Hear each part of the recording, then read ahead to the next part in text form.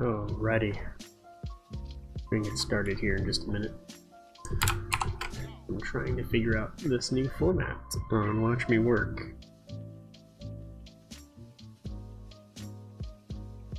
What does all this do? I don't know what any of it does.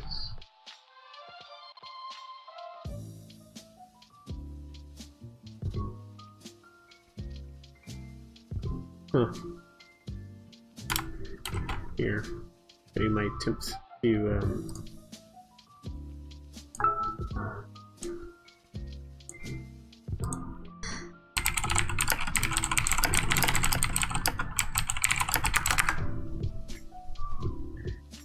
no, I don't want that. Let's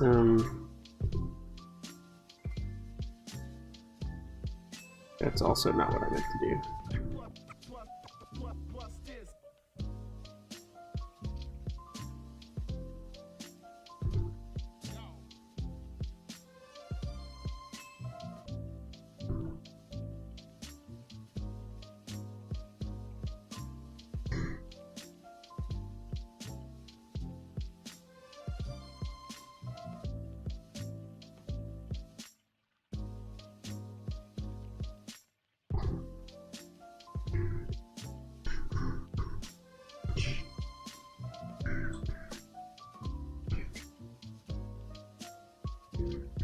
Legends next schedule hold you back birthday.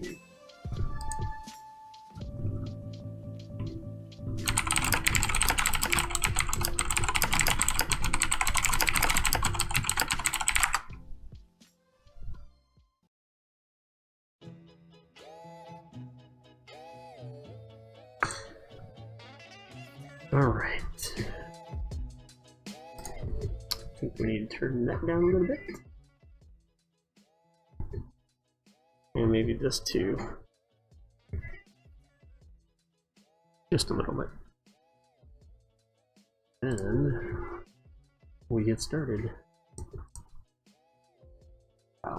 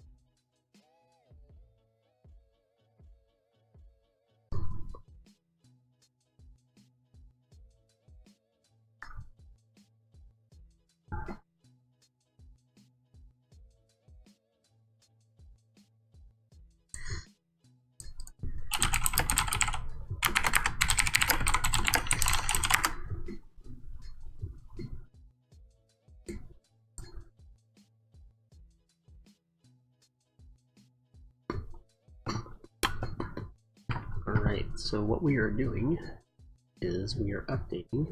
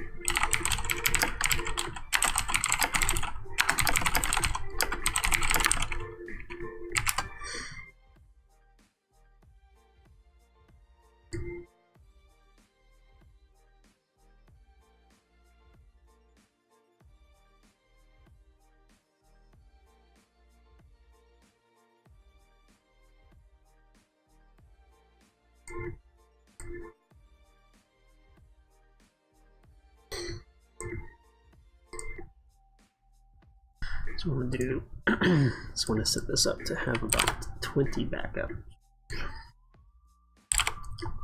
30 backups. And we're going to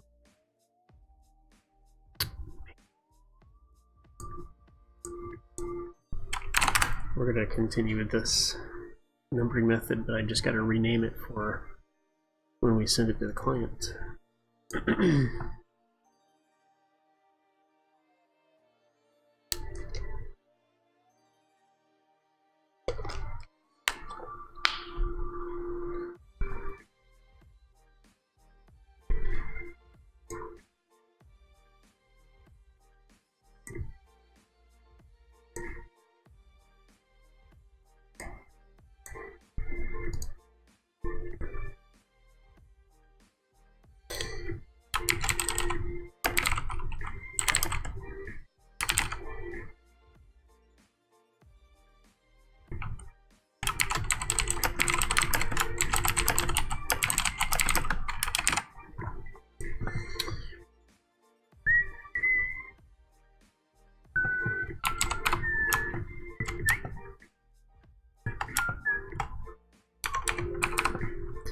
Alright, so what we need to do here is we need to check the differences between these. So I'm going to do a little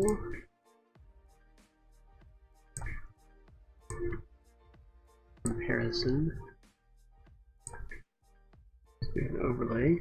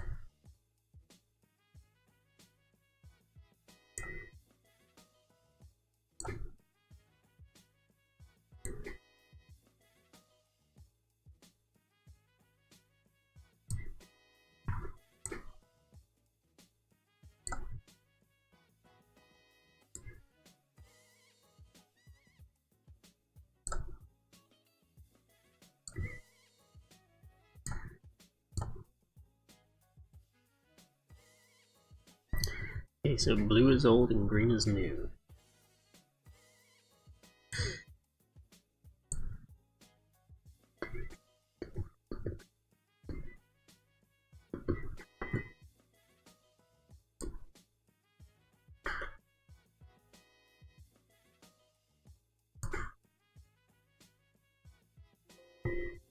Really?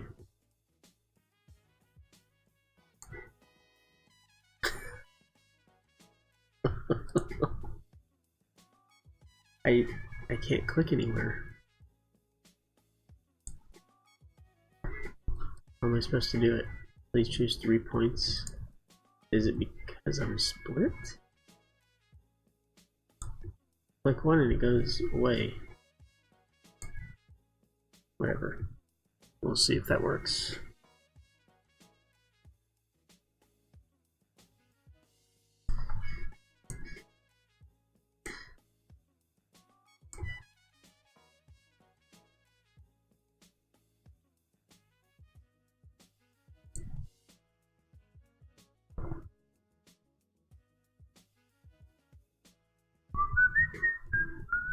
I don't think that worked the way I wanted it to. So we're going to try it again.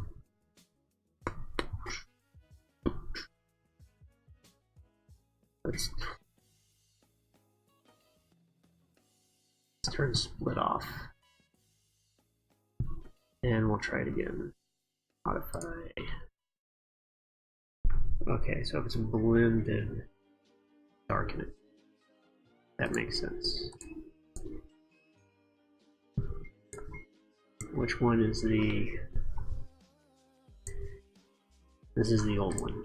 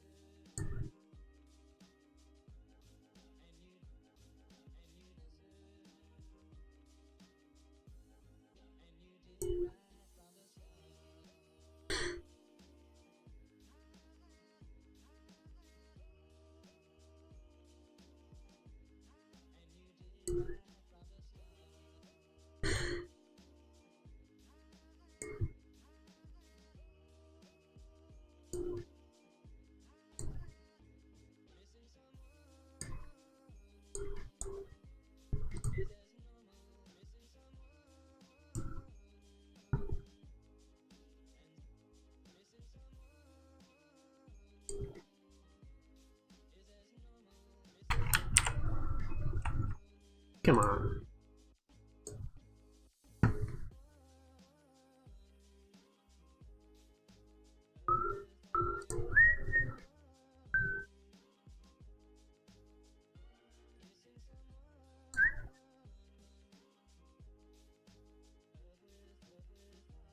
Chat no longer fits.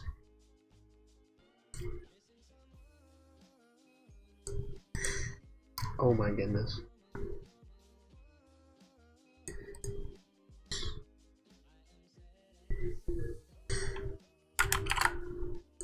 Guess I should actually show my screen, huh?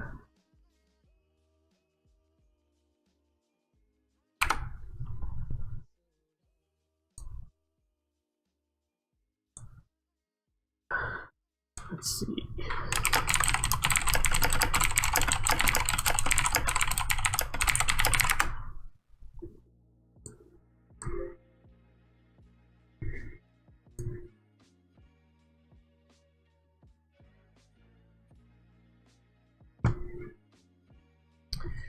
Well, that didn't work the way it's supposed to at all. Let's try this again.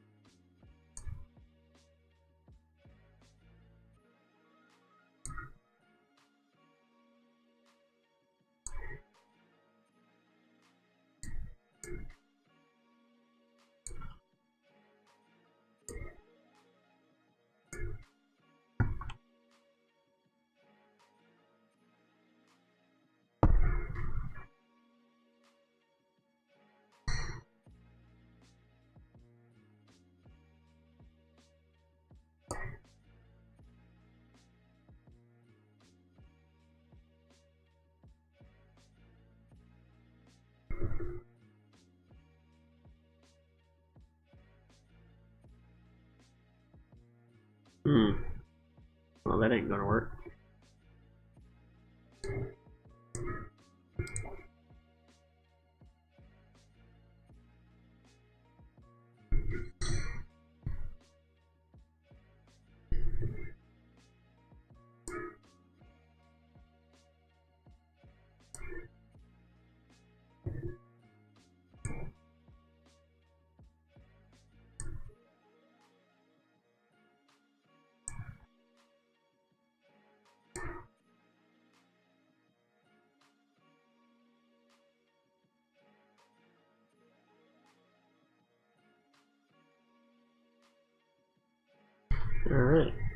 So it looks like we're gonna have to do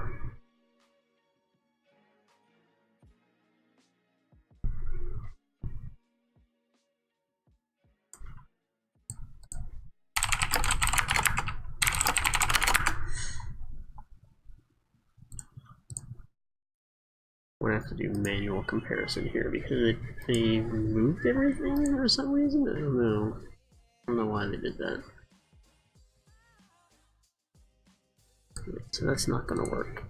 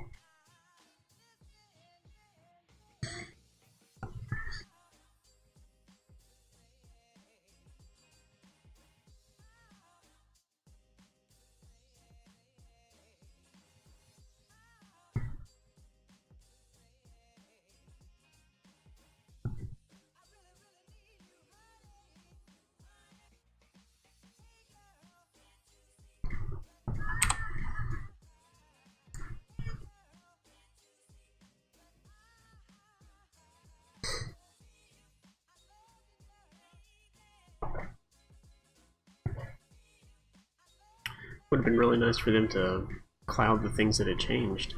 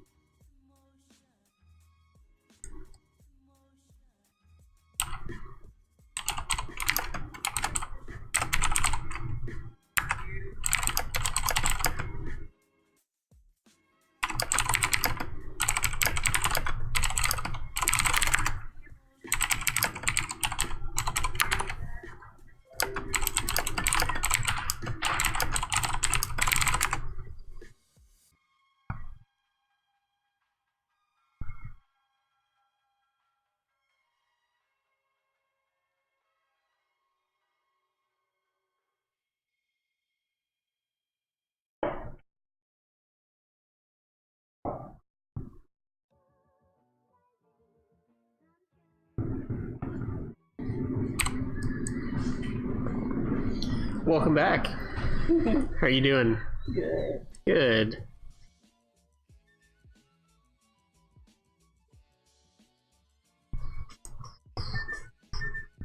All right. So, did you have any? Like, you mentioned that you had looked through it, but you didn't make any notes on it. I did not. Okay. So,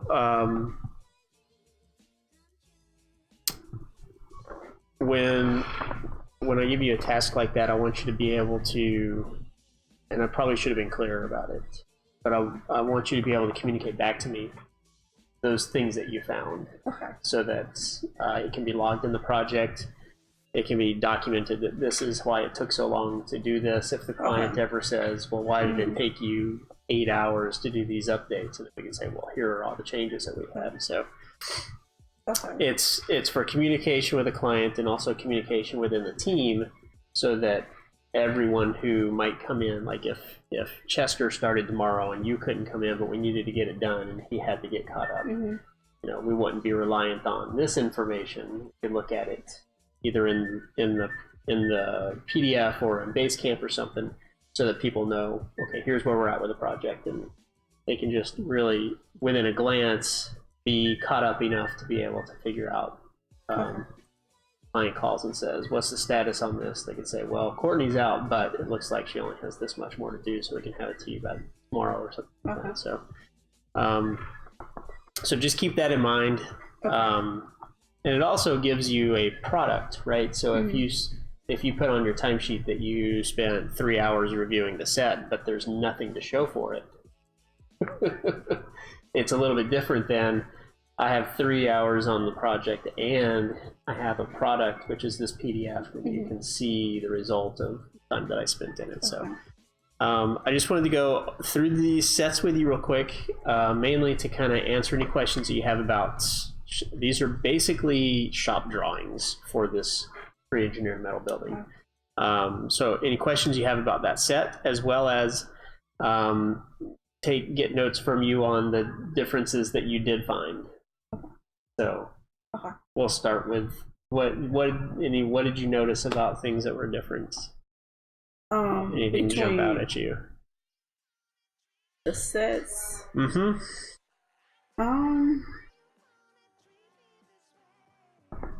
Yeah, I should have wrote a note about it because it happened last week. Yeah. That's okay. Well, let's go through it real quick. And so there wasn't a whole lot. By the way, if you're using, are you using Acrobat for your PDF viewing right now? I'm using Adobe. Is it just Adobe Reader? Or is it Acrobat? The actual? Yeah. So there's actually a compare tool where you can take two documents and either overlay them or make a comparison. In Bluebeam, it'll look something like this. So if I go Document, Comparison, Overlay Pages, I like to do the old one first. So that's the old one. And let's make it all pages. All pages. And it'll work similar to this in Acrobat, and it'll give you something similar. But you can do this to kind of get a really quick glance at the things that are different. So once this is created, we now have a tool to see where the differences are. Red is old and green is new, so we can see that there's some stuff that isn't the same. And where it's black, that's where they exactly match. That's where everything is exactly the same. So we can see that you know, there's some new text that's been added, so we can read that and figure out what's new. So this is a tool that we can use. You can see that they moved the floor plan, so this is useless for us right here. We could do it sheet by sheet and pick points to align the plans if we wanted to, which I might do, except it looks like it wouldn't help us anyway, because it looks like, well, I don't know. That might be the same distance here. So we might go through and do that if we're having trouble finding stuff, but this is a fairly simple set. If you get to see these are a little bit better. Yeah. So this is a good way to kind of get a good overview of what's what's changed. So what I'm going to do real quick is let's just go through this real quick, and we'll take note of the sheets that that are kind of jacked up like this, and we'll come back and we'll manually review these. So E2, E3, and E3 is just the framing plan, the roof frame plan, so I might not even worry about that. E4, that one's a little bit closer, but it's not quite. Okay, so we can start looking at this one here. So this one looks like it's exactly the same. They added the 6-inch curve down on here in the bottom. So I remember that that was something we had addressed with them, is that it was unclear whether or not their elevation was the floor plan, the floor of the slab, or if it was the bottom of the columns, which was 6 inches above the slab.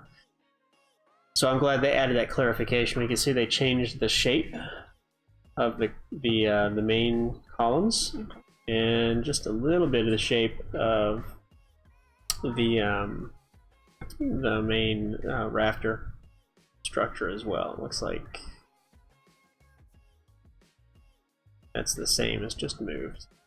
So they gave us a few more dimensions and things like that too, so that's good. Looks like the shape changes kind of affect things off. So it might be good for us to come back and align these a little bit better.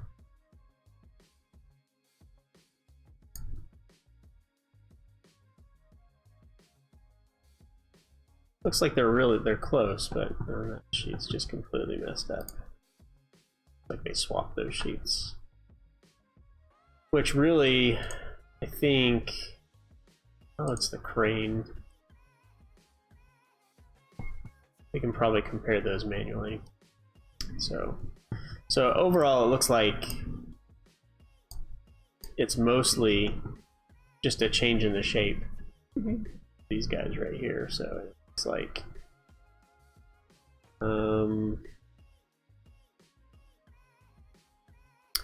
looks like they did not give us the depth of these elements. I don't know. I can't remember where we got those sizes from. Let's get back here and see. Oh, we got them from here, I believe.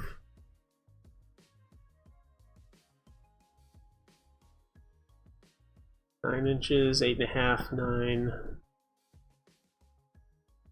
Yep, so we'll have to look at that also. So with Bluebeam, and I'm sure you can probably split screen them in Adobe also. What I can do is I can compare the two like this. All right, and then what I do is I go in and I just cloud things that I notice that are different. So I just kind of do a quick look. These are the old clouds for issues that we had with the original set. So you know, you look at the text and you say, okay, these are the same size. That's fine, same size. All the tags are there. The bracing is the same size. All the 10 by. You don't even have to know what a 10 by 2.5 Z12 is. If it matches, then there's no change, right? So came across here and I saw that they added framing for probably something that's sitting up on the roof. Need to add the framing for that. Okay, so we'll be doing that. And everything else kind of looked pretty good with this. Roof framing plan. Do you know what elements this represents? Okay, so the roof framing plan is the structural elements for that hold up the roof. It's not the actual roof structure, or not the assembly of the roof, not the insulation and the purlins and things like that. It's just the structure. So looking in Revit, it's just these guys right here, and it's just a top-down view of it, so you can see what the spacing is like.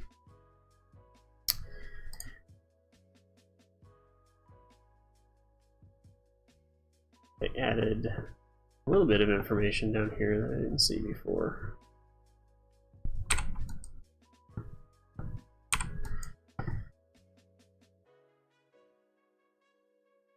So same thing with this one. This one was pretty easy to check. You just go in and make sure all the numbers look the same. And then I saw that this was different. Okay. Then anything that moves, so these moved over. These dimensions have changed. It used to be 4, 2.5. And so you're just going through and you're just checking to make sure that things that have been changed since the last set. Yeah, I'm just highlighting them basically. I'm just clouding them so that I know what I need to go back and change. I'm not going to go ahead and change them right now. I'm just going to go ahead and make my list. So I'm going to focus on the project of just seeing what's different and seeing how it affects everything. And the same thing here. I'm going to see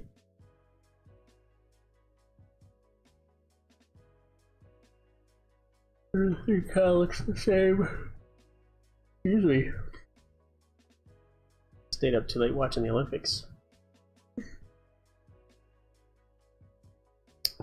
So they gave us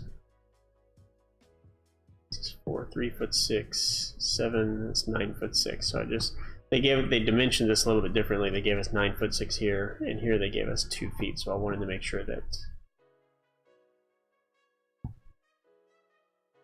if it was different, that we mark it.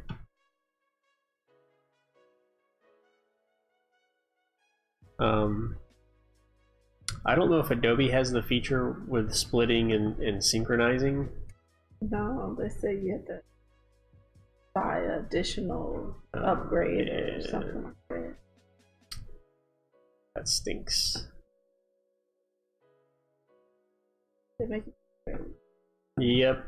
Well, you know, they worked hard to make it happen, so.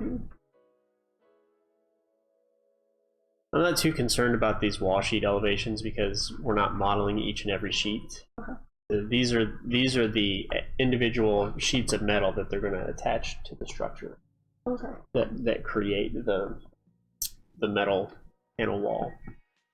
So I'm not too concerned about that. I do want to make sure that the windows look like they're in the same place. It looks like they kind of are. So this one, we obviously have this guy right here, right? And this guy right here. So we're going to have to kind of review this entire set, or this entire shape here. Let's see, this is different.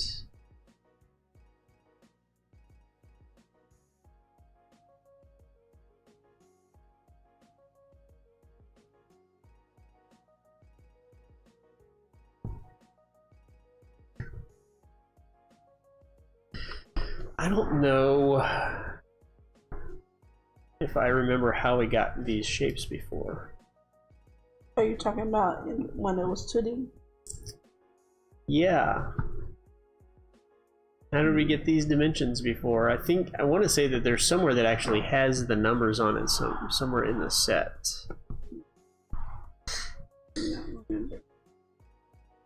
These are different also. Got that one over there.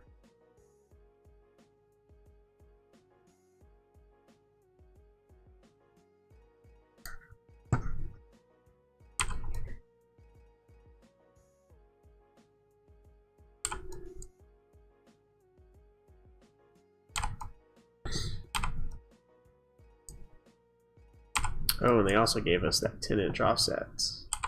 Nice. They didn't give that to us before.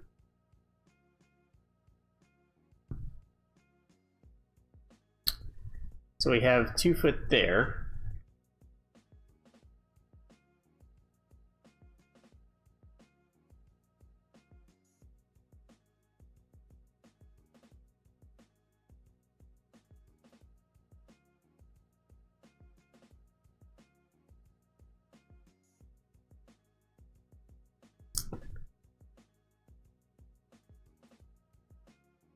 Ah, this is where we got it from right here. Okay.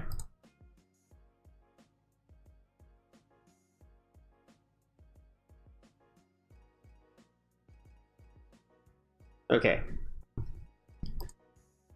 So this guy right here, Doesn't show up. This is wall sheathing, elevation EWB, elevation EWD. Okay, these are the framing cross sections. Okay, so these are just elevations showing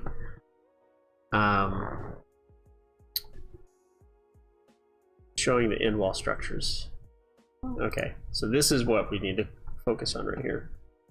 So here we have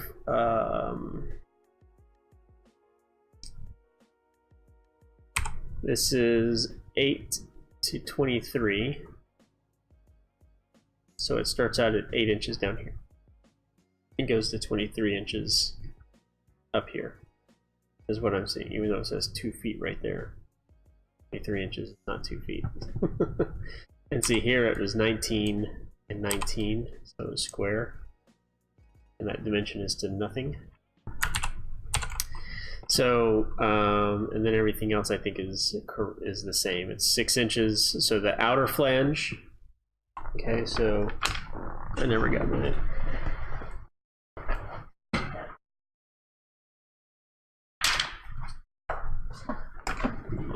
I remember now, this took me a while to interpret. So if you've got shape, a wide flange shape, and this is called a wide flange, by the way, right? This is our exterior, and this is our interior. Okay. This is the outer flange, web,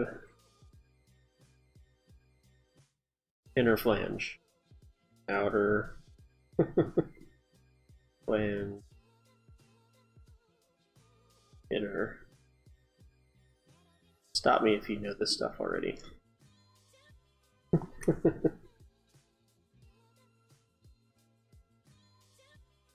Okay, so what they're saying here is that the outer flange is 6 inches by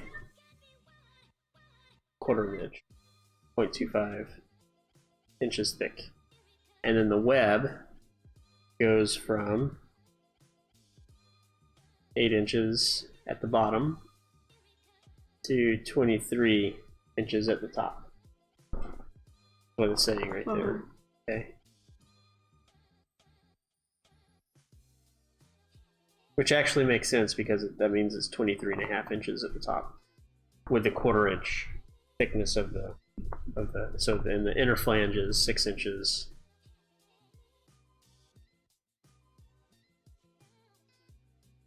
By quarter inch. Okay, does that make sense?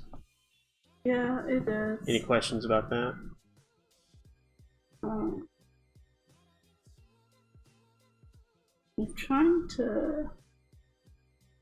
I understand this right here, but where is that in the actual sketch?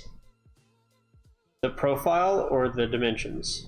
Oh wait, this is going up like this. Oh, okay, okay, I get it now. Okay, that's what I was just drawing right here. Essentially, what's happening is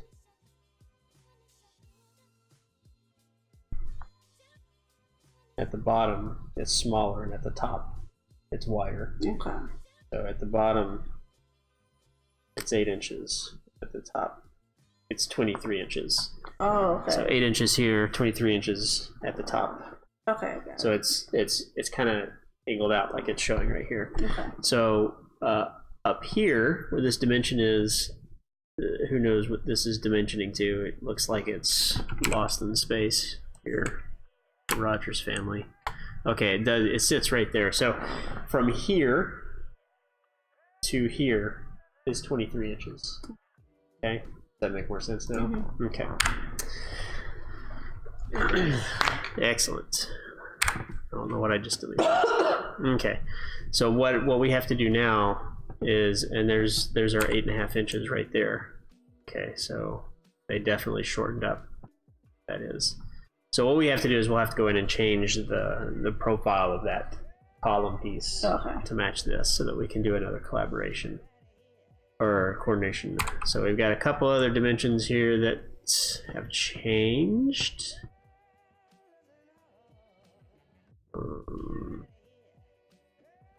That is the height of the column. So it looks like they showed us columns that they had there, which is good. That height is the same, that's good. But this has changed.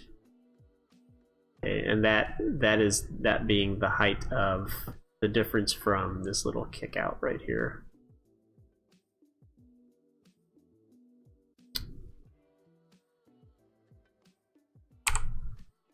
Like that is the same on this side.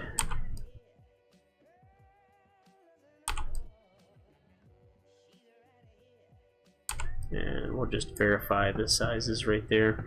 They gave us the sizes of the columns, which is good. We'll double check those. So what I'll do from here is I'll go through and I'll do that process with the rest of the sheets. Okay, we'll take a look at those. So so now that you've seen kind of how I would go through and do this, do you have any questions about the set itself or what any of these drawings really mean? I feel like I understand it.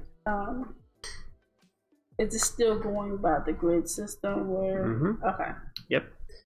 So you see here this says cross section at frame lines 2 through 5. Okay, so that's kind of like the middle. Yeah, so what we would do is we would go and we'd find grids 2 through 5, and that is the drawing.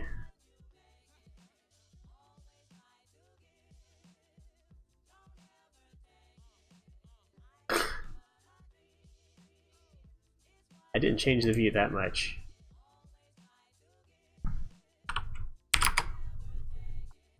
Okay, so this is the drawing that represents those grids, or that structural member at those. So the next one, I think, is just 6. So this one applies to only grid number 6. Okay. So I would take this and I would apply it to the the grid that is on, or the structure that's on grid number 6 here. So we'd end up using that right there. Okay. So, okay. What else? Well, I was going to ask you, how did you know it was a column, but it said like a C and it pointed to it. This right here? How did I know these were column sizes? No, because you were...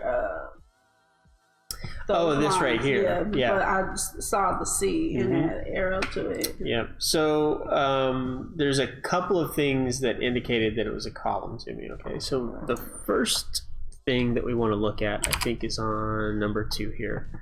So this is your floor plan. It gives you an overall view, right? So we know that we have these columns here, these big, thick, dark lines. Okay, those are cut elements.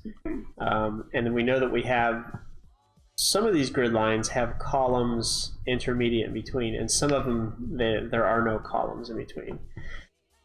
And they don't call out the sizes of the columns here, so I know that means they're going to tell us somewhere else. I don't know where, I just know that they're going to tell us somewhere else. Okay. And I know that these are columns because that's just an experience thing. These dots, those could be columns, except I think they actually have something here about what those are. So there's no symbol that says this is the shape of a column. So it's kind of a mix of trying to figure out, just like I keep telling you that we're trying to tell a story, right? So you also have to be able to read a story. And you have to be able to read a story in several different languages. So the good news is that even though this language is something new that I have not seen, a lot of the words are similar between the different languages. Okay. Right? So a column, a wide flange column, is going to look like this on every pre-engineered building you work on. So it's just one of those things where after you've worked on some pre-engineered metal buildings, if you get a metal building project, you kind of put your brain in that mode, which the good thing is that some things come quickly. The bad news is that sometimes you might take something for granted that it's not actually supposed to be that way. When you're doing a custom project, you don't really put your brain in any mode because anything could come at you. So, knowing that there are some grid lines that have columns, then I'm starting to look for other clues about those columns. Okay, so these are the side elevations. and then the front elevations. And this is where we get our first clue. This isn't telling me anything about the actual main structure here, okay? It's telling me about the elevation, which is those purlins, the girts along the sides. Okay, so if we go back and look at these, okay, this is telling us about those girts along the side building. Okay, these guys right here and these guys right here. So it kind of makes sense that in this one also, we're going to start seeing what those elements are. And they actually labeled them down here, which is good for us. Okay. Because they didn't label them before. Well, I guess they did label them before. There was one where they didn't label them, so we had to guess. I think that was like the way early one. So that's kind of what gave it up for me on knowing what those were, was just knowing that I was expecting columns in some of these elevations, and they're in about relatively the right location. Okay. So what else? Can you go to the floor plan? I sure can. Those X. Okay. What are those? What are the indicators? So in structure, in bay structures like this, you have to have at least one or two of the bays that are braced so that it doesn't do like this. Okay. Right, so you've got the columns or vertical loads, okay, but now you need something, so it'll transfer weight this way, but you want to make sure that it doesn't go this way or this way, right? So these braces kind of pull everything tight so that it doesn't have a way to deflect lateral or shear or anything like that.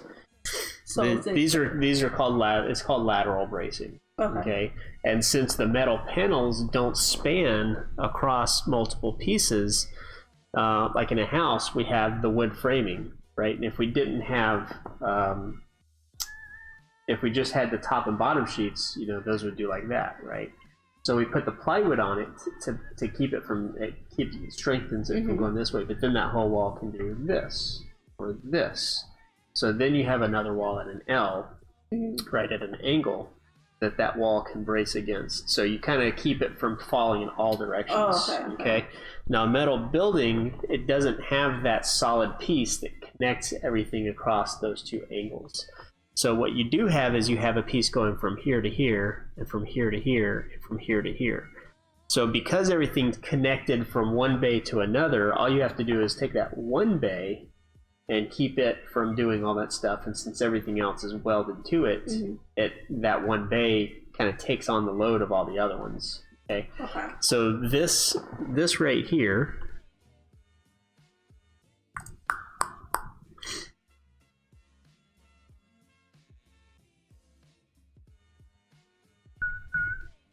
so this bay right here, okay, is engineered specifically to take the lateral loads of all these other bays. Oh, okay. Okay, so it's this. There's something I don't know what it is because I'm not an engineer. There's something that's engineered in this bay right here, okay, that allows it to take that lateral bracing load for all the other parts of the building.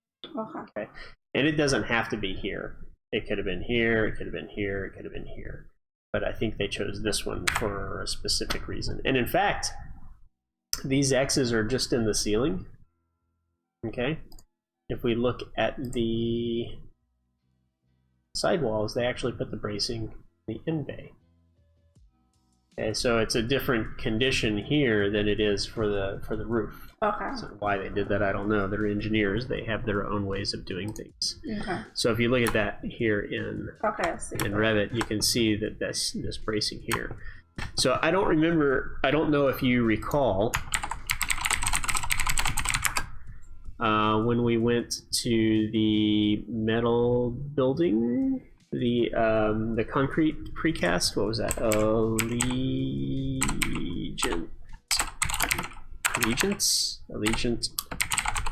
precast. And did you see me take that picture? Okay, that is the cable. That's the bracing for that bay. Okay. And let's see. So you can see it up through here. That's all it is. It's just keeping it from rotating and bending under forces other than the straight down ones. So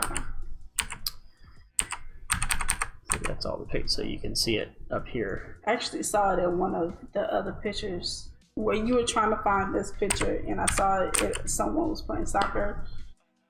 Oh yeah. That's actually a really good building. That's a good example. It was. This is a building. This is the building that Noah's doing soccer in. Okay. And yeah, you can see the bracing right there, right? Yeah. And it's this is an interesting building. They have metal and you can see the bracings on the inside of the metal panels too. So this has 2 layers of panels. It has the exterior panel. It has insulation, and you can see these straps. The straps hold the insulation in, and then it has another layer of metal paneling so that the balls don't hit up against the insulation and tear it up. Because this is just plastic covering the fiberglass insulation. And yeah, that's actually a really good example of that cross bracing right there. This is my kid dancing around, and he's still figuring it out. But trying to see any other really good pictures of it. I know I took a picture of. So this is the gabled wall, right? So I don't think we would see any bracing along the ceiling in here. I think it's probably down the bay that's down here, but you can see how they angled. Because they had to put windows in there, they angled those. The building that we're doing just has one straight across because they didn't need to put window pieces up there. I don't know yeah, so you can see the bracing up there. That was a good catch. Actually, that's the picture I thought you were going to show me. Oh, really? Yeah. And I have a question. It doesn't have to do anything with this project. I remember you telling me the slope of roofs and how it shouldn't be under like 3.5. Yeah, it depends on what the roof is made out of. Okay. So asphalt shingling, you want to try to keep it up 3 inches or higher. Okay. Metal roofing, you can do up to 1/2 inch. Okay. That's what I was thinking. Or as low as 1/2 inch. Talk about the Hagerman. Yeah. Yeah, because it was it was like 1.5. Yeah. Okay.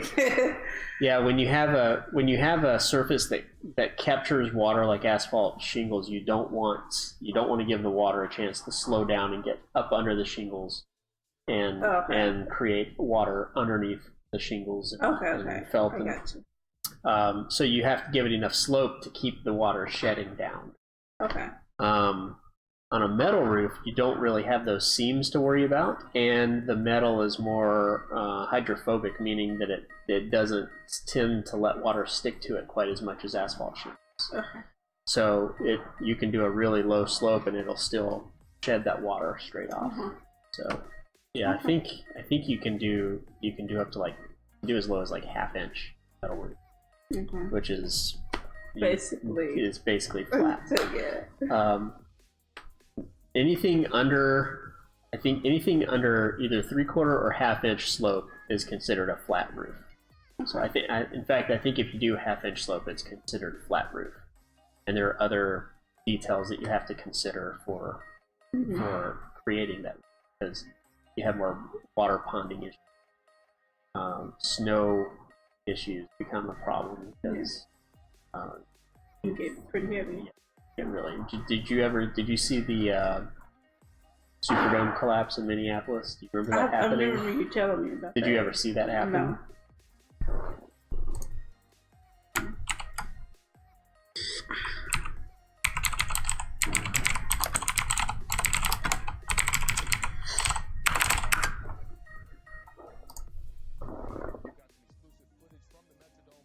Metrodome, that's right.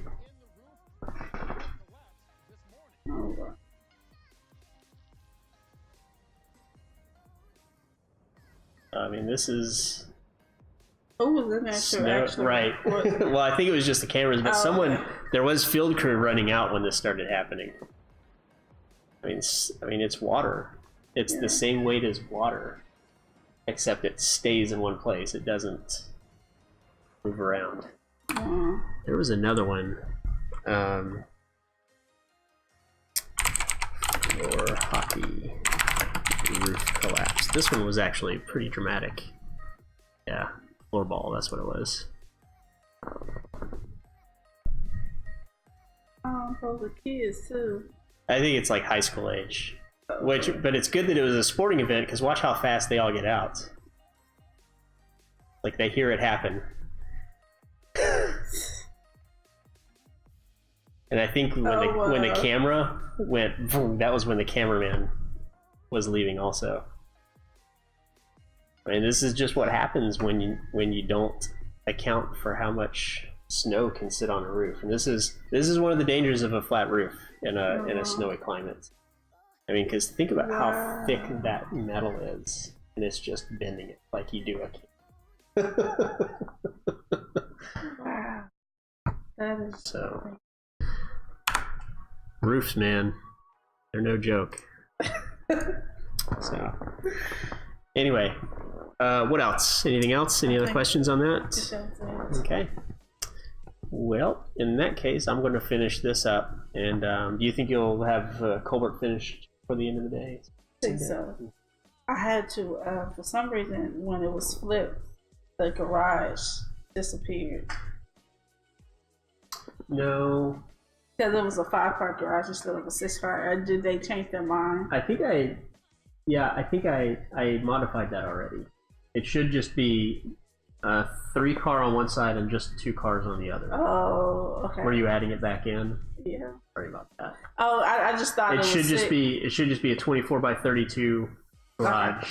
24 by 32. Okay. Yeah. Right. Yeah, and if you need to, you can try to go back and copy it. Right?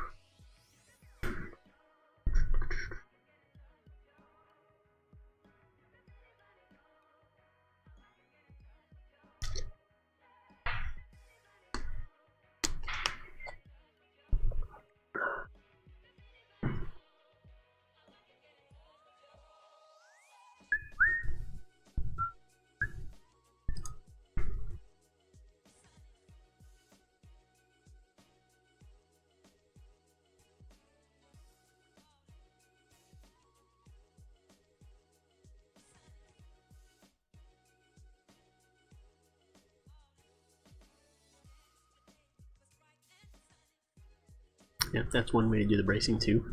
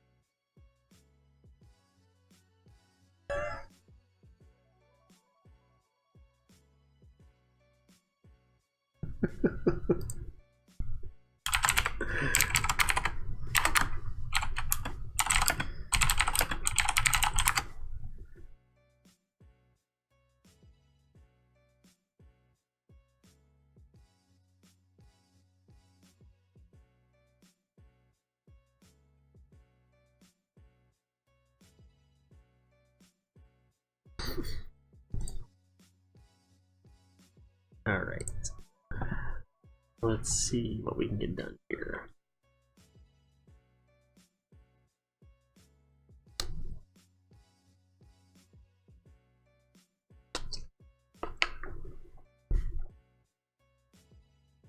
So the problem with that diagonal bracing that you're showing is window placement, right? So that really limits what you can do window placement wise, which would be the big problem that we would have with that with this project. But yeah, I've seen buildings done that way as well. As long as you plan it right, it can be done fine.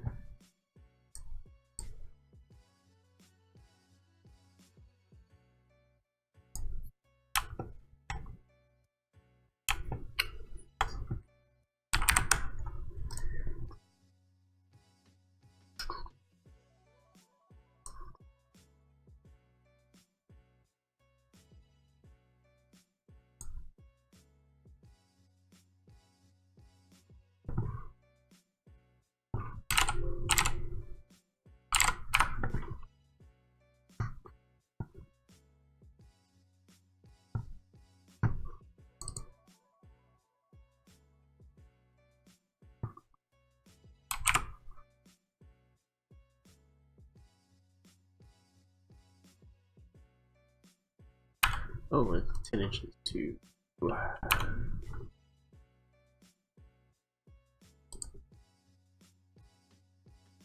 There. Have a roof plan?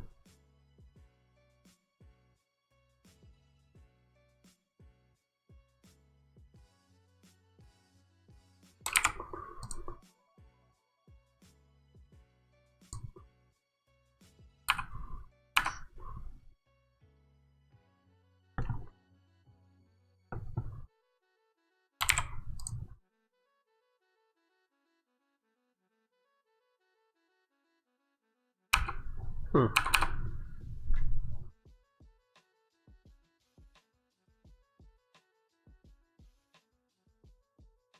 Oh, that 10 inches is to a plate, which is not shown here, so I'm not going to worry about that. You need to get these in, though.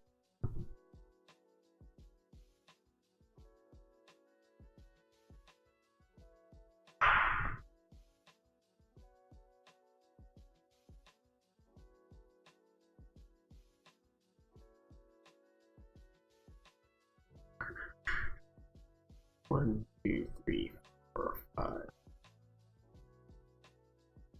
2, 3, 4, 5. Oh, I guess they have a dimension here.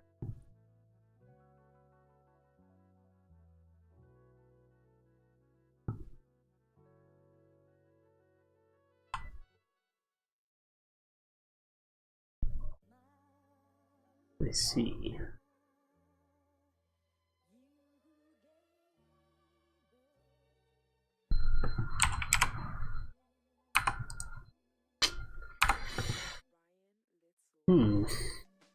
I don't want to do this.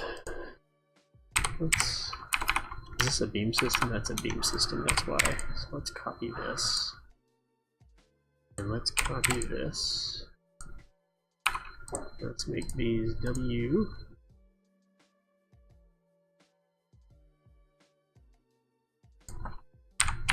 Ten by 12s.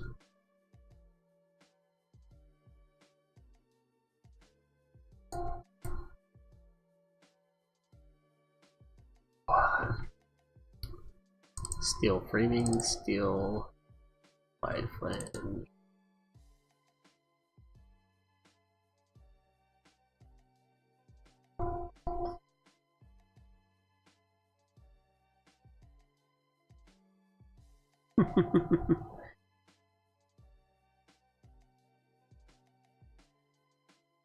Yeah, I don't know. I think I'll have to disagree. Windows are pretty useful for buildings with people in them. So, but I know that you do a lot of refinery stuff, so it is a different story for you. W10 by 12, right? 10 by 12? W10 by 12. Okay. 10 by 12. There we go. And then we're taking it from here to there. And this is going to be 18.3 inches. 1 and 71/128 inch.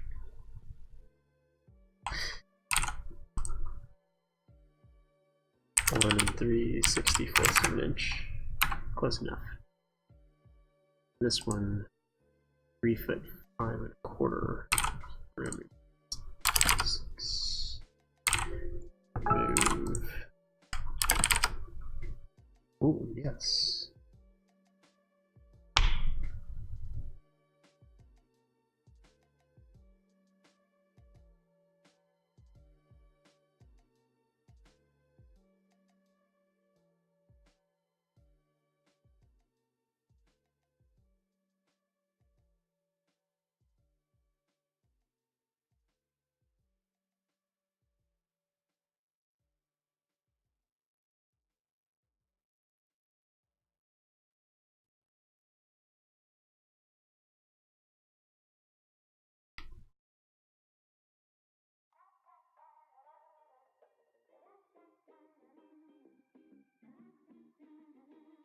I don't I don't think I've really worked with that many structural engineers who don't want to put windows in buildings.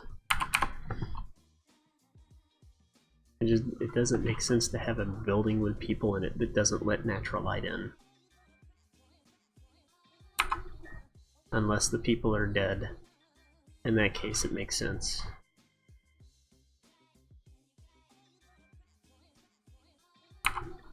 So these two. I think what I'm actually going to do here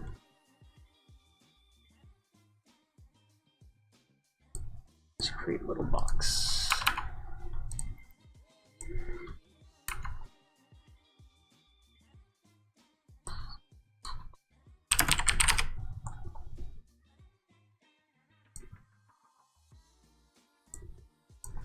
Let's do 11. This should be 8 foot and a half, which it is. And then this is 18 foot 3 inches. Or not.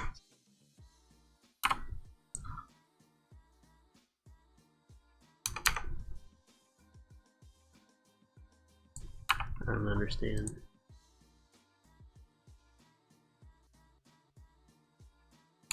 I can dimension everything except this grid line.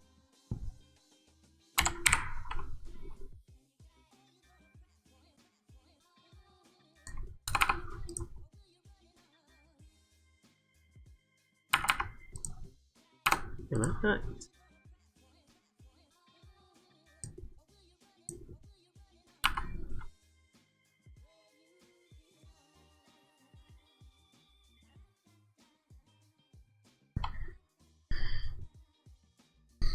I don't think I quite understand.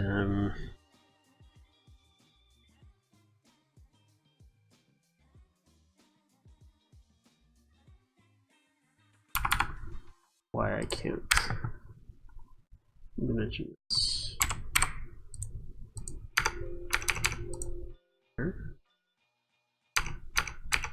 There.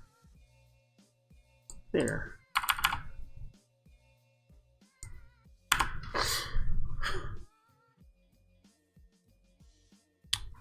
Alright, we'll do it this way then. Oh, I can't even pick that grid line for that.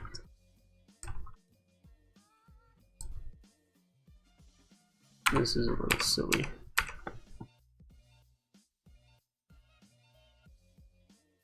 I can't snap to the grid line.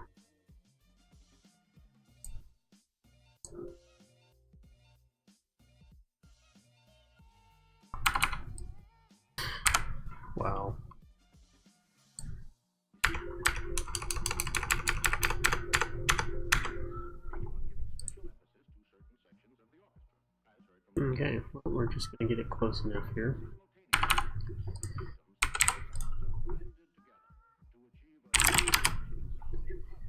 $18.3.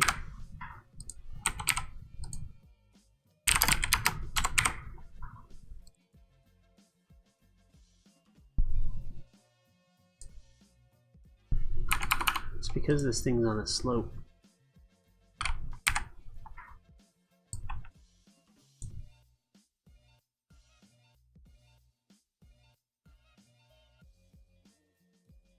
$18.3.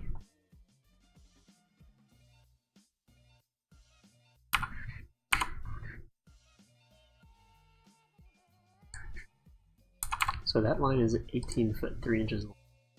But if I copy this, 18 foot 3 inches. Oh, that's so weird. And now it's behaving.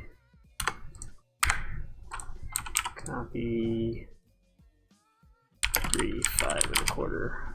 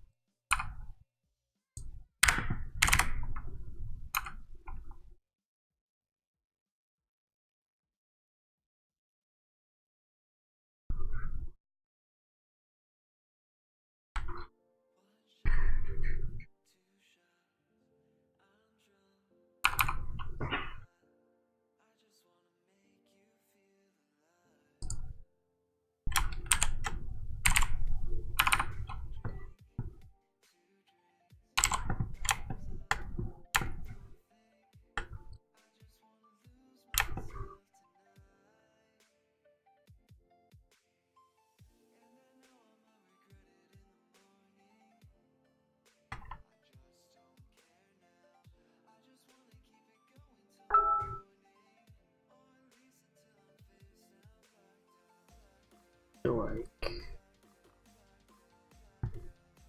eventually.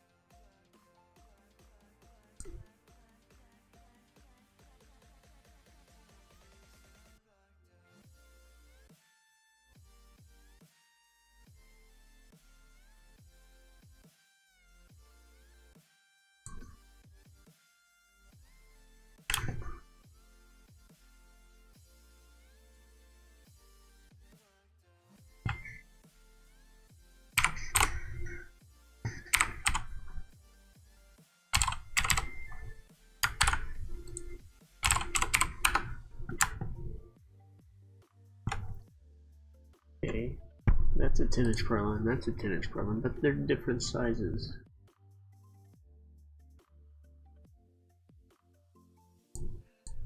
There we go.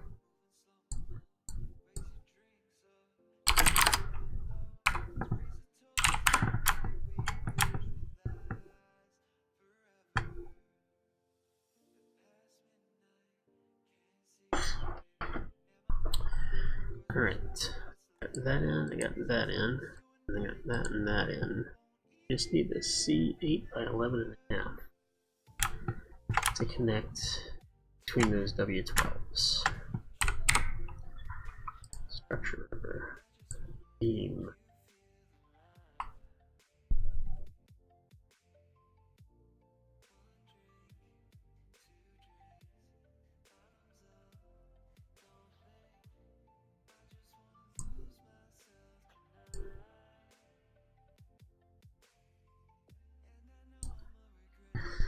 You know, the only time that I find it rough to use Revit this way is when I'm having to remember how to do it.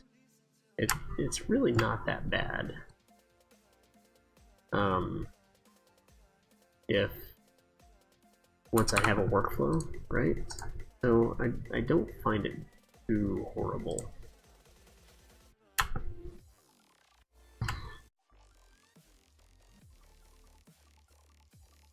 will agree with that. Revit is very much a perpendicular oriented program. But I've also found later in my career that I'm not too opposed to that, because we do have to work within the realm of gravity. And there's a lot of times that Revit, that perpendicularity, really keeps us in check and keeps us grounded in what we should be able to do. I think I actually have this backwards. This one needs to... Can I flip the axis? I think I can. So let's do 180, and the offset's going to be 8 inches on this. Oh boy.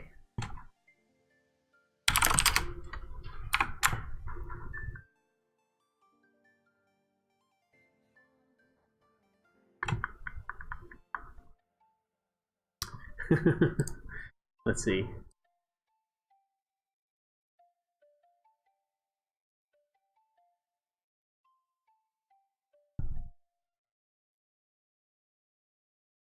So since I can't read Russian, tell me what I'm looking at here. This is just looks like a structural diagram, structural manual for ladder trusses and things like that.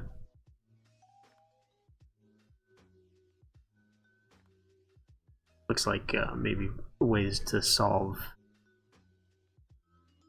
different types of structural systems.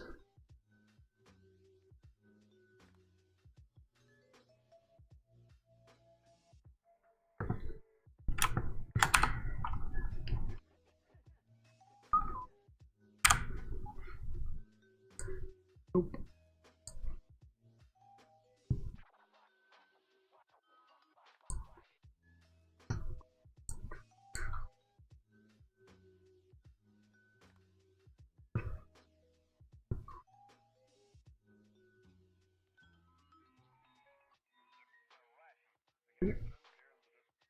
Take care of that.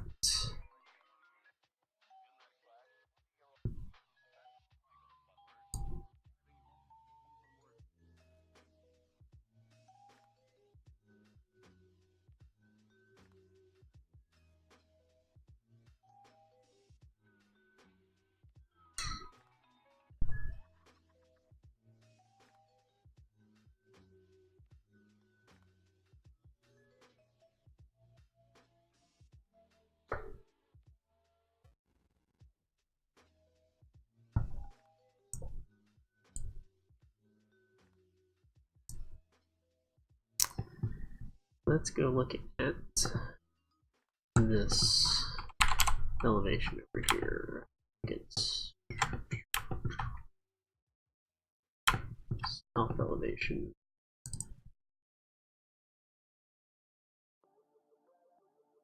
Talked to them about moving this.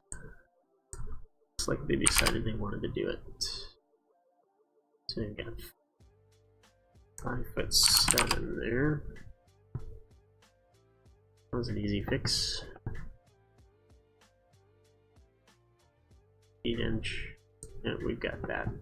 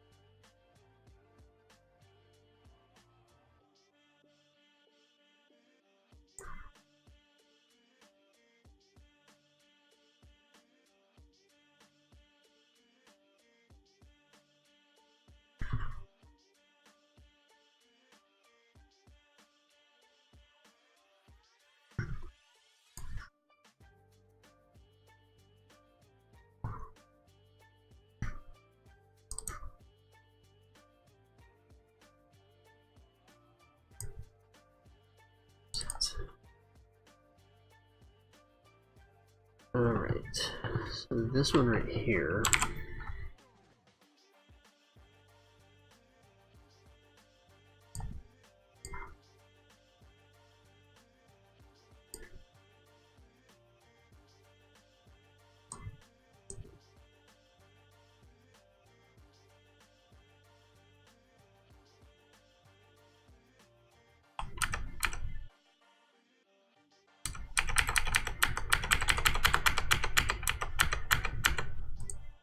Go. That's what I was looking for. 4, 3, 6, 4, 4. This is 4, 1.75. If you keep avoiding it, you'll never be good at it.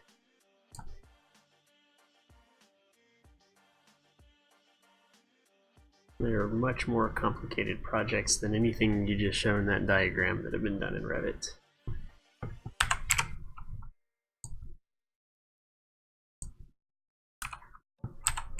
I guess I can go ahead and fix that one too.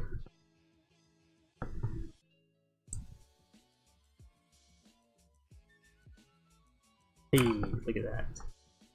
2 birds with 1 stone.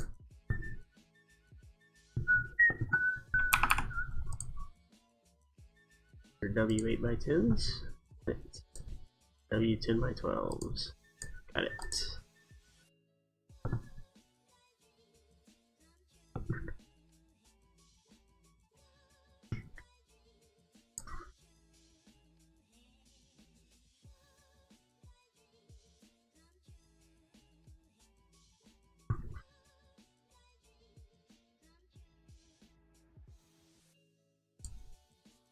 8 by 10s. Come on now. 10 by 12. Got it. These are now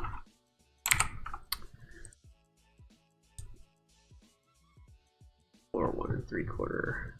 Hey.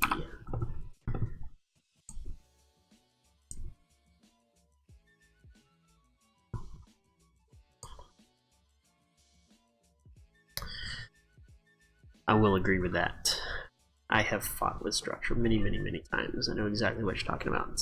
But I also know that it's not impossible. Alright, so this is grid line 1. Let's go ahead and save this. Not open, save. We're going to save this, and then we're going to start on the actual structure itself.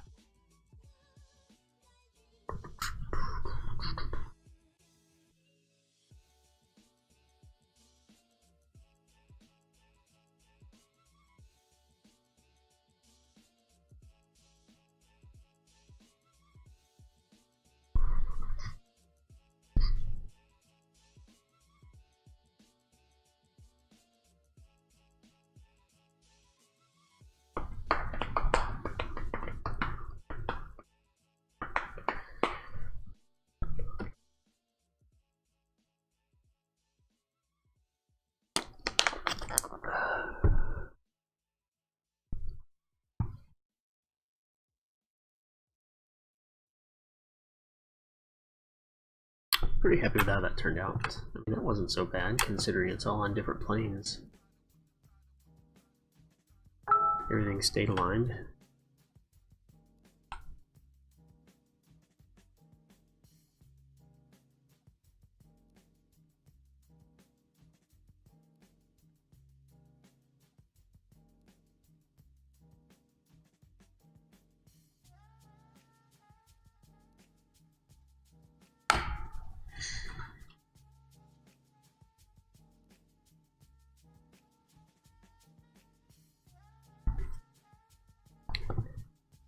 Alright. Yep. Yep. Absolutely correct. I feel like I'm missing something here.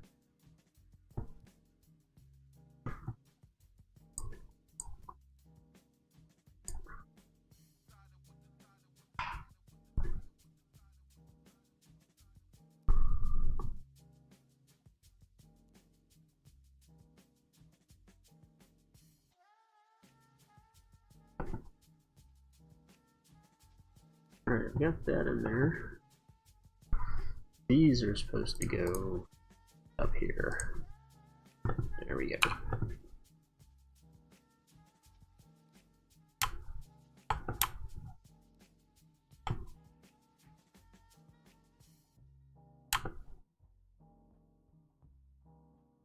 I'm not making that mistake somewhere else. Looks like everything else has got it. Okay.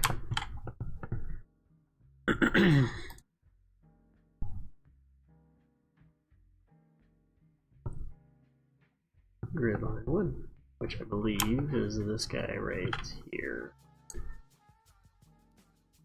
Oh man. Question is how parametric did I make this?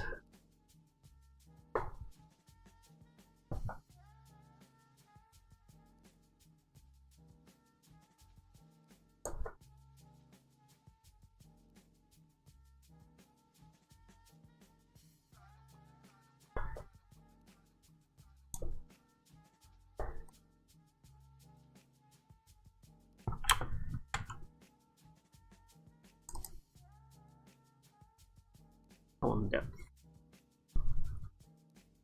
Okay.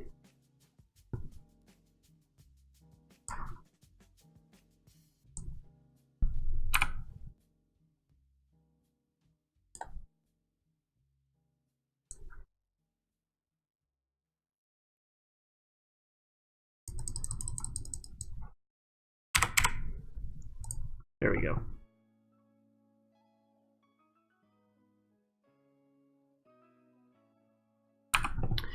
Alright. What I should be able to do here is add another reference plane up at the top and make a haunch depth parameter. It should be equal on both sides.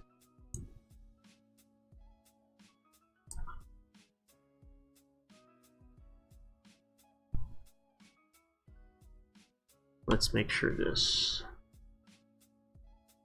is the same on all three of these.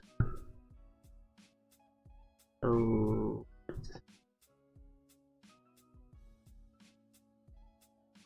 that's weird.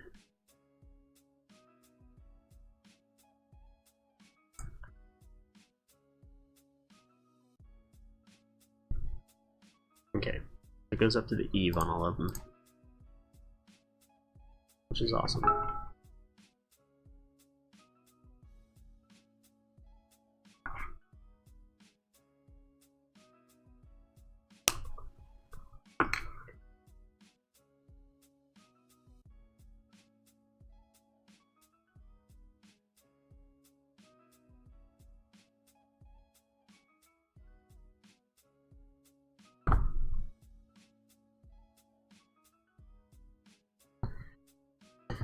So for this one, let's go ahead and make column 1, column depth.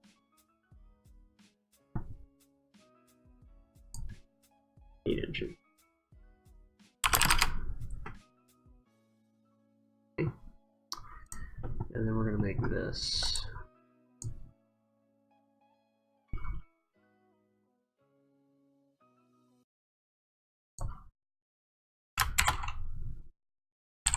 haunch depth at eve. And we're going to make it 3 in this one.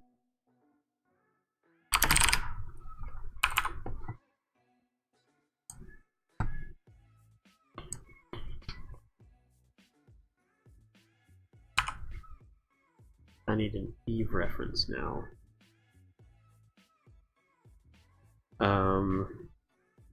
Did I always? I mean, I started out not knowing how, but I try to make everything parametric if I can. Speeds things along. Oh, I don't have an eve reference.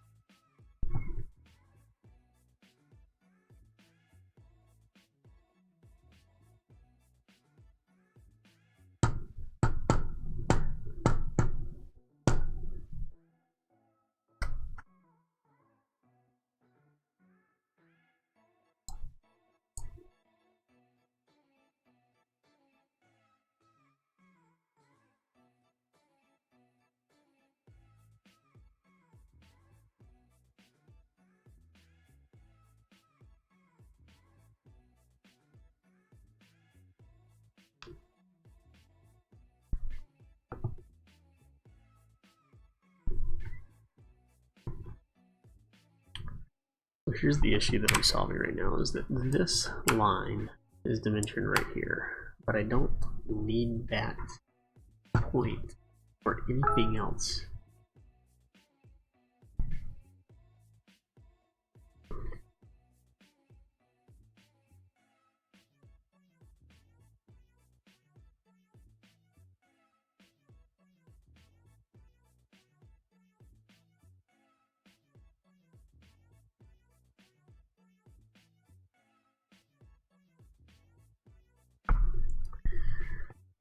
But that's the height where we are measuring out to. Does it end right there? I guess it is. The haunch is that depth too, so that knee height should be the same on all of them.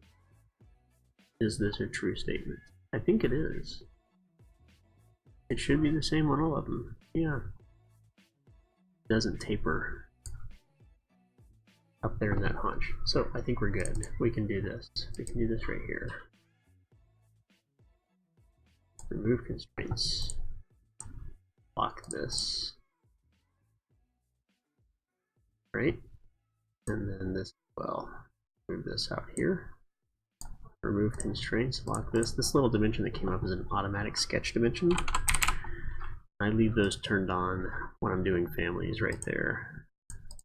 And those are the dimensions that Revit automatically throws into the mix.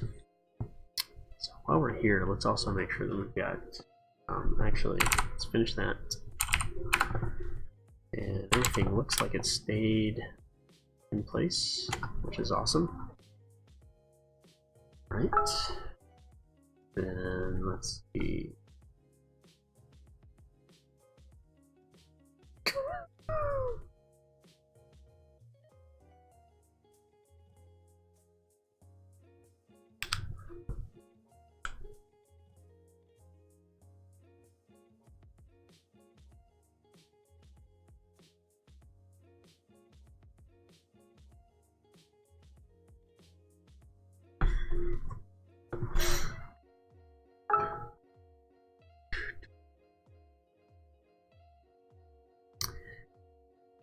I think I have these at 1/4 of an inch already. Yeah.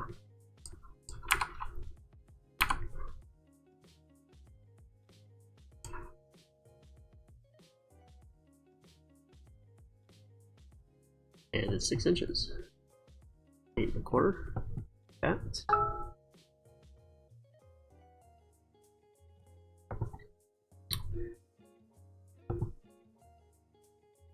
Okay, this is now 16, 4.25. It looked like it moved it down. Oh shoot.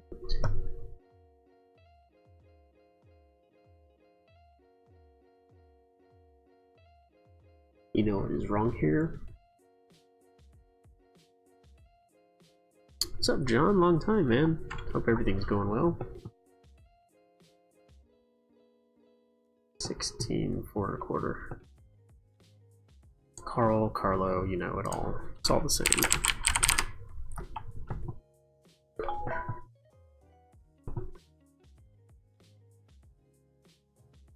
$19.5. Yep, that's good still.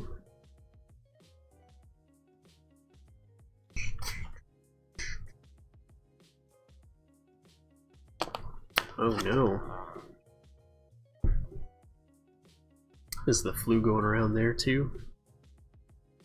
We've been having issues with it here in the States.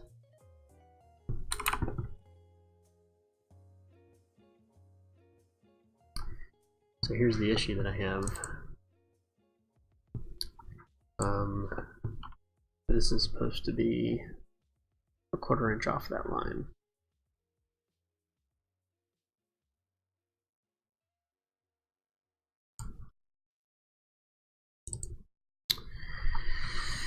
I'm not sure what to do about this.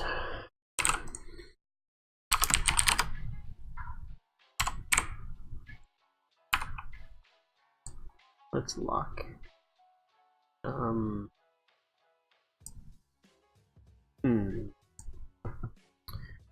really not comfortable with that.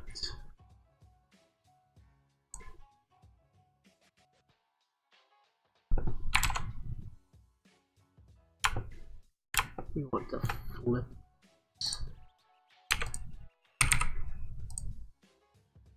There we go.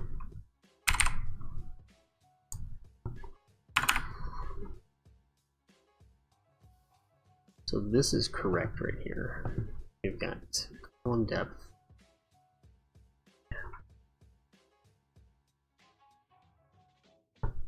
It's 8 1/4 inches.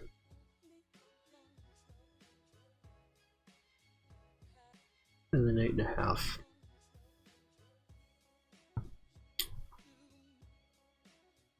If I make this 8 1/2,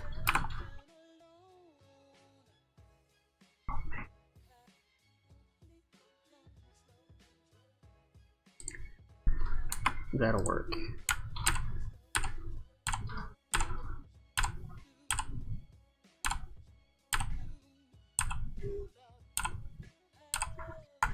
Okay, so if we make this 8 1/2 instead of 8, I think we're good.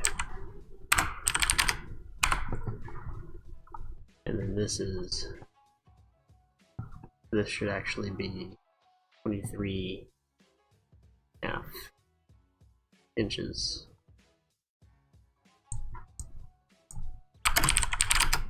Because of the thickness of the flange.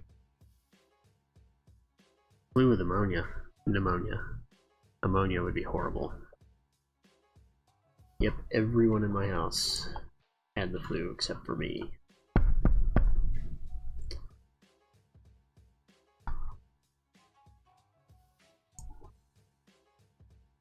I'm taking lots of vitamin C and lots of vitamin D.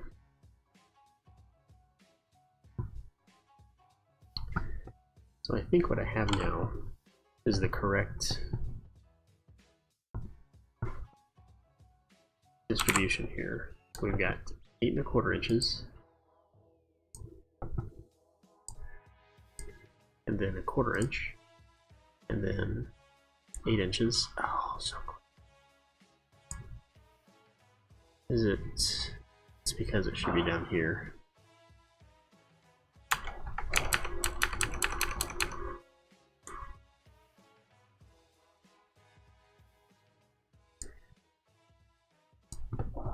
How far off are we? I think it's within tolerance.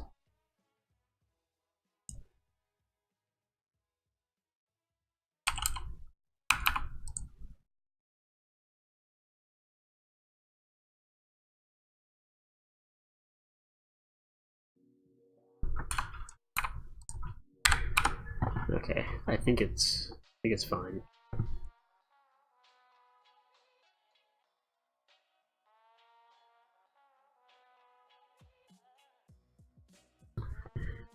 All right, we've got that.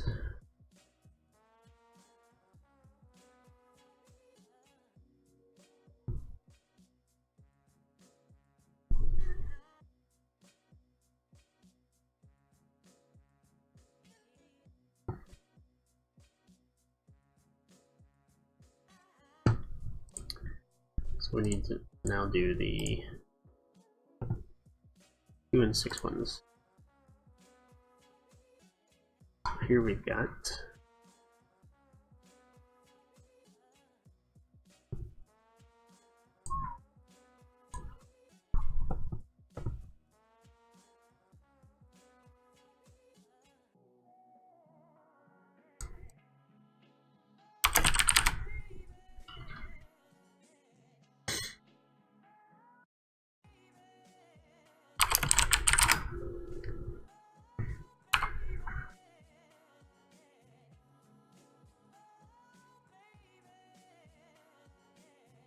actually stayed the same. And that stayed the same. Alright. So those should be good.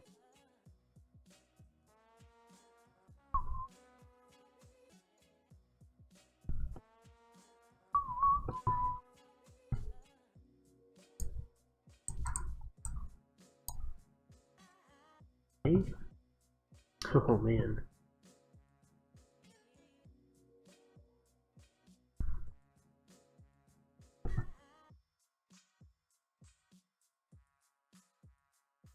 This is 8 to 19. Oh, yeah, 8.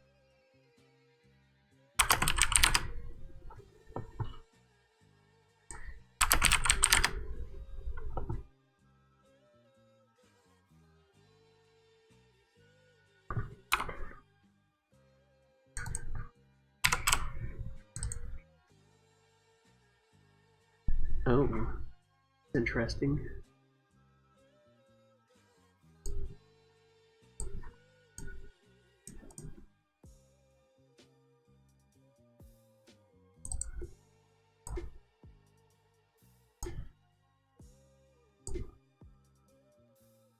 Ew.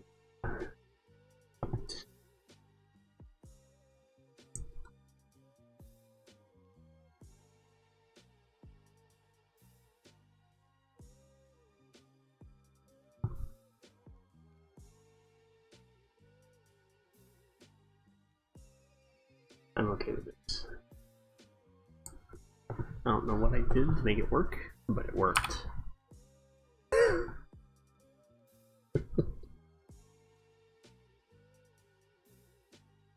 The Unity house is kind of done. The client walked away from the project, so our client told us not to work on the VR walkthrough anymore. So it's kind of on a as we have time basis now, but I'll probably not finish it in Unity and start working on a workflow in Unreal. Speaking of which,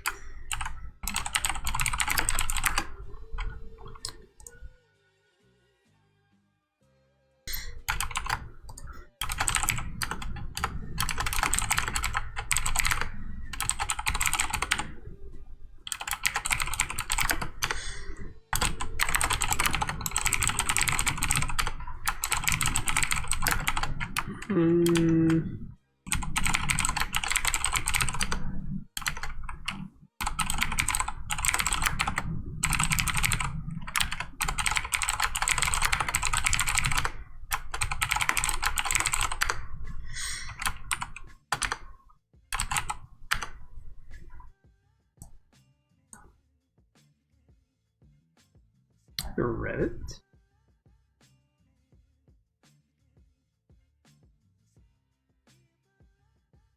I can't do that.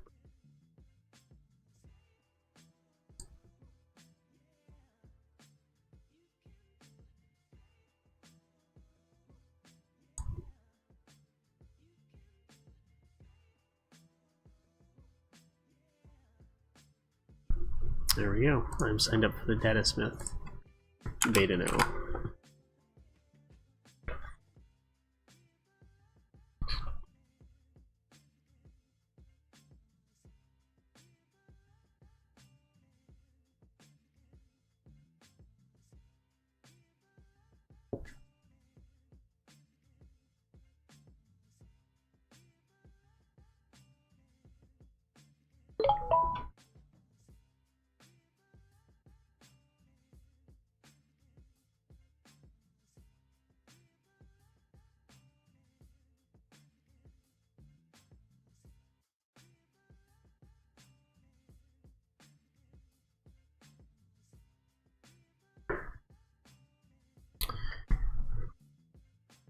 That was fast.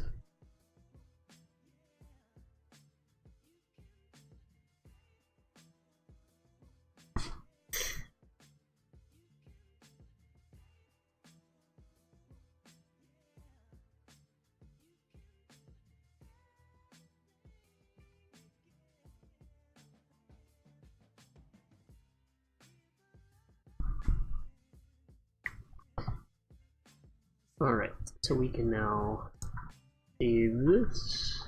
Yeah, let's go ahead and do that. Then we're gonna load it. Load it. Put it in my purse.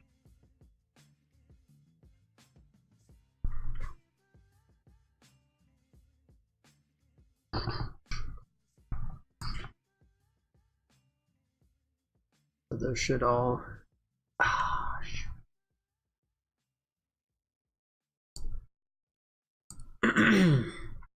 I forgot to load and overwrite parameters.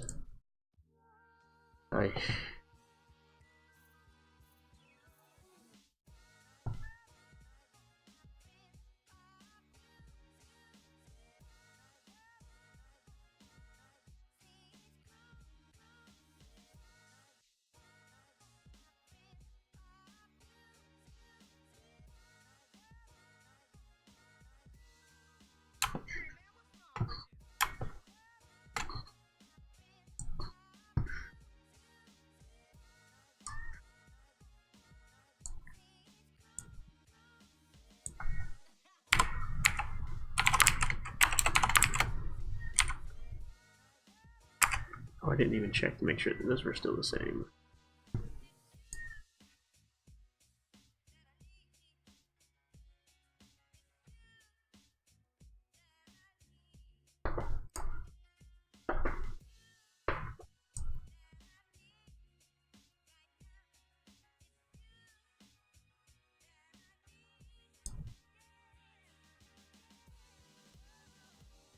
Oh, they're different.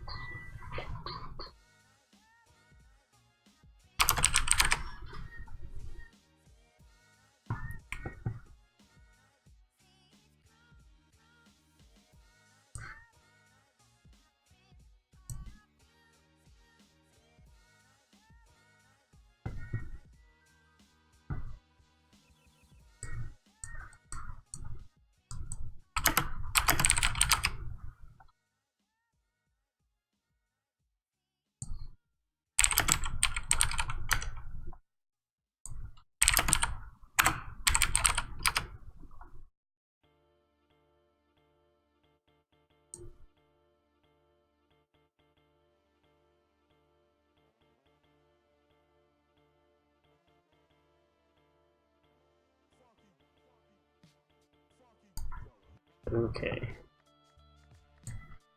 Found another issue.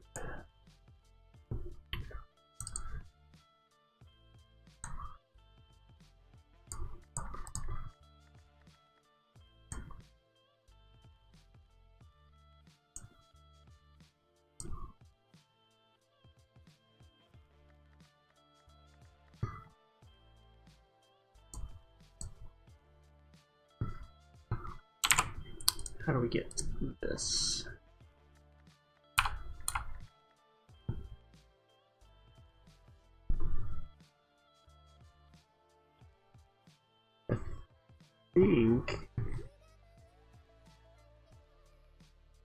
I think what we did was, instead of worrying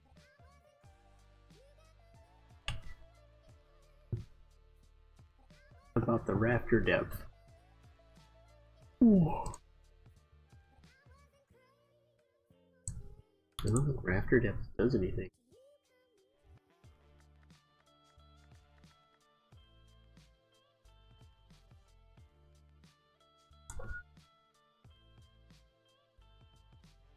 It's used by 2 dimensions and or arrays.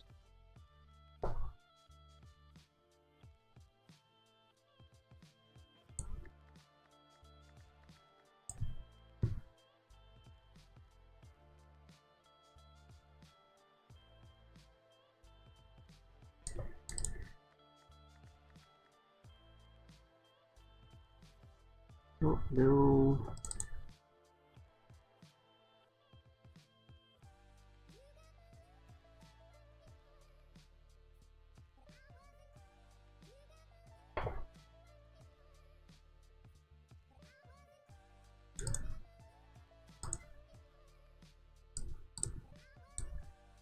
I'm not sure where this rafter depth parameter is coming in, but I'm almost certain then I'm not using it anyway. I'm pretty sure all the depths are created by these dimensions.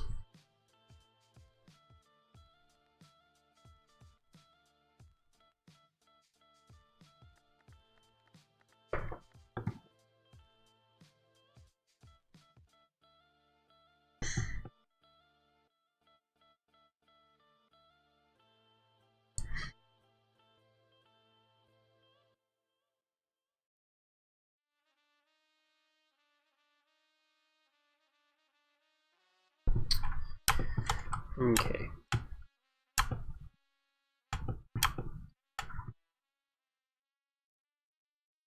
Go ahead and save that. So I think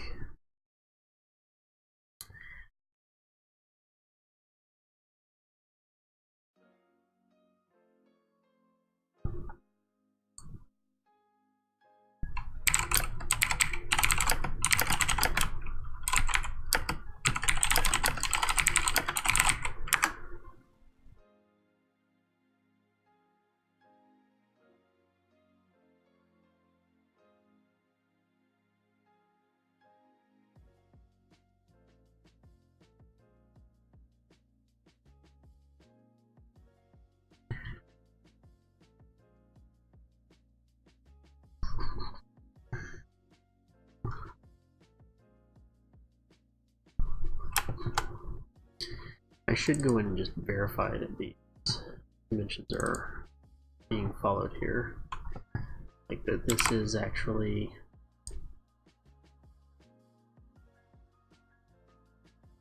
like I don't even know where to measure that.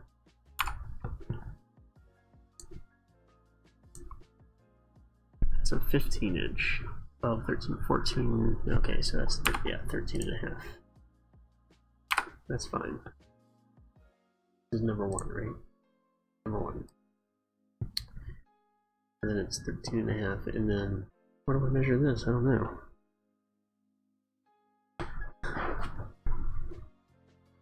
The 22 looks like it should be measured from right here.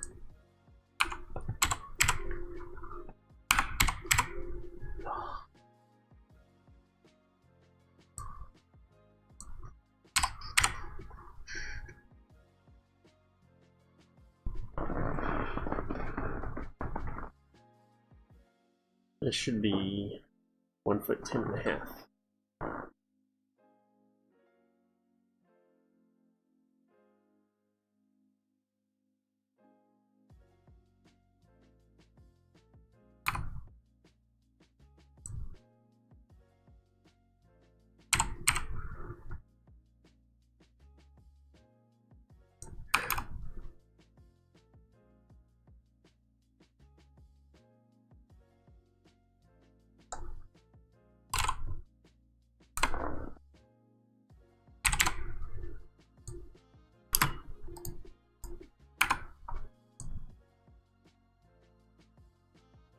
Why is this line invisible?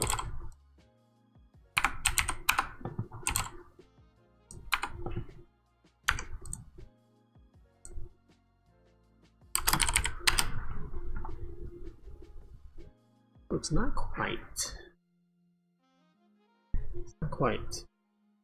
But let's see what happens if we move this.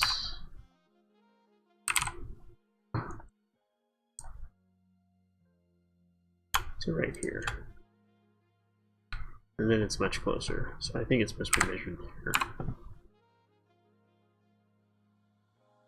Okay. Next.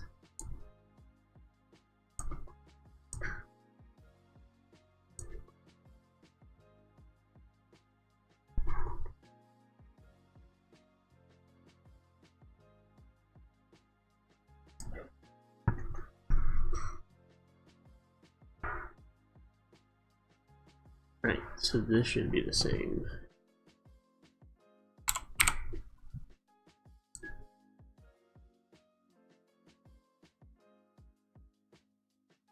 Well, this is also. Is the ridge different? 20. Oh, it is. 24,058.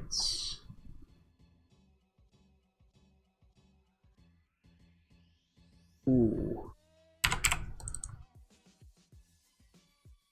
There it is. All right.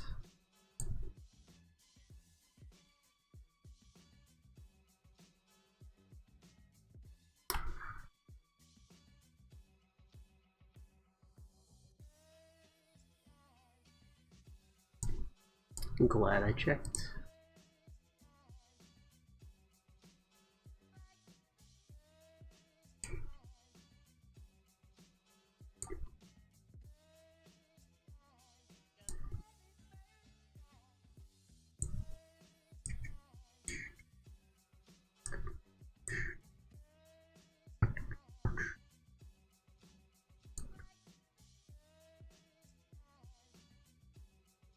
Four 058s. And rafter depth is 15.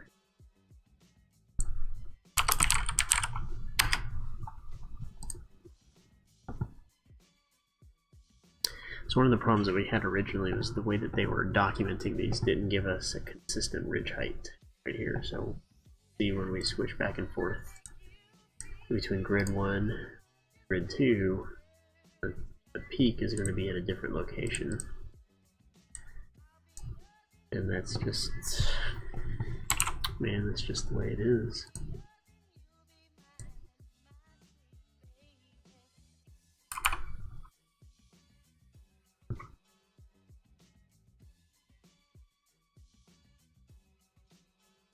I think then it should be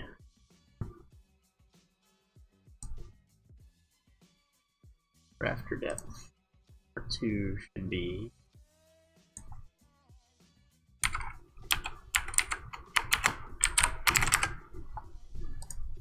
there we go, which puts it pretty dang close now.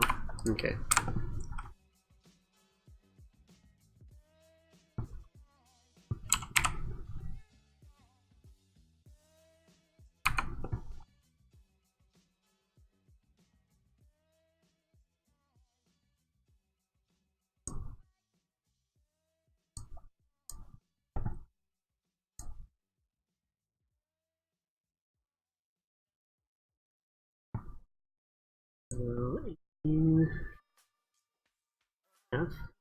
Yep.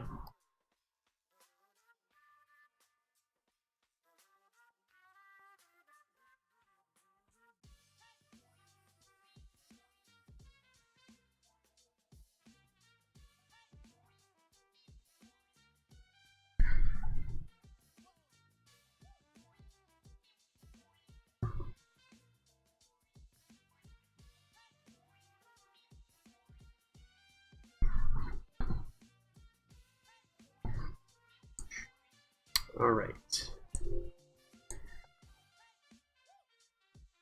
Crisis averted.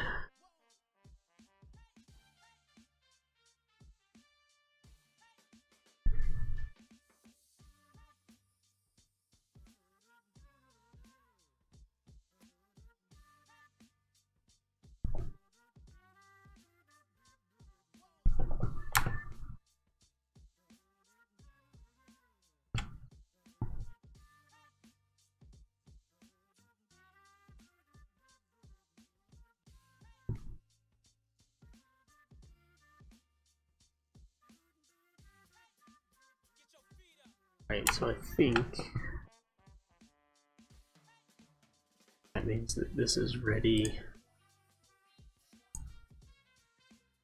to go back into the other family or other project. Let's just check these.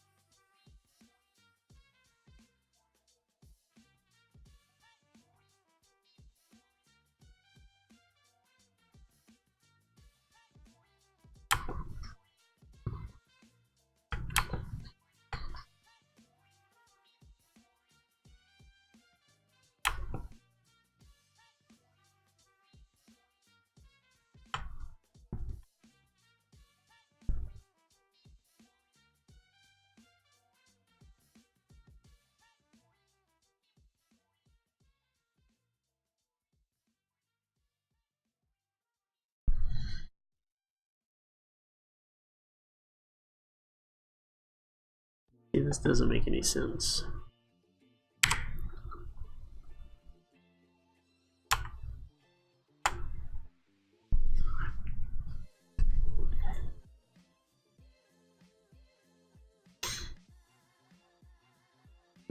What does this represent?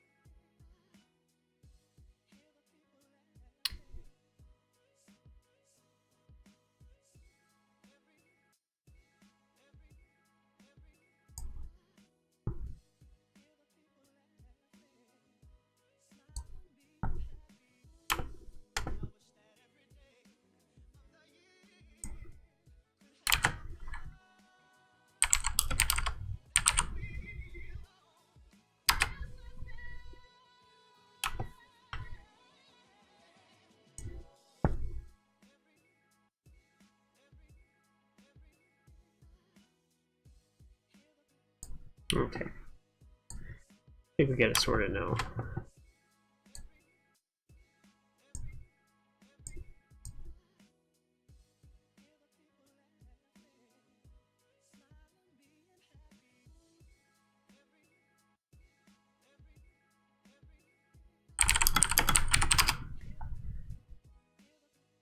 Yo.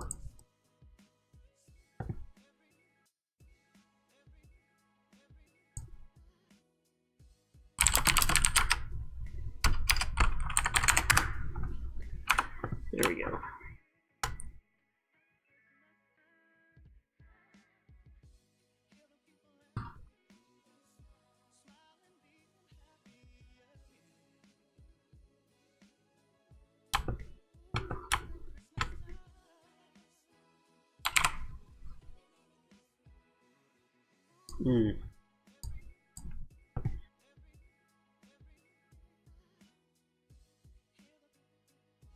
We have this problem before.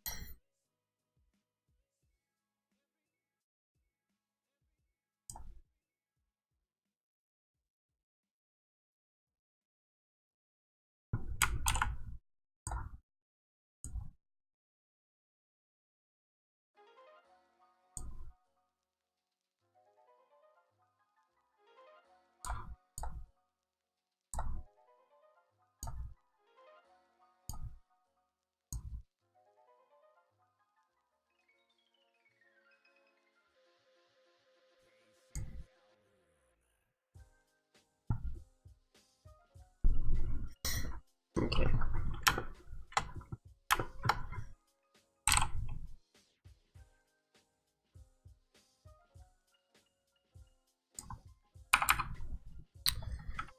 Nailed it.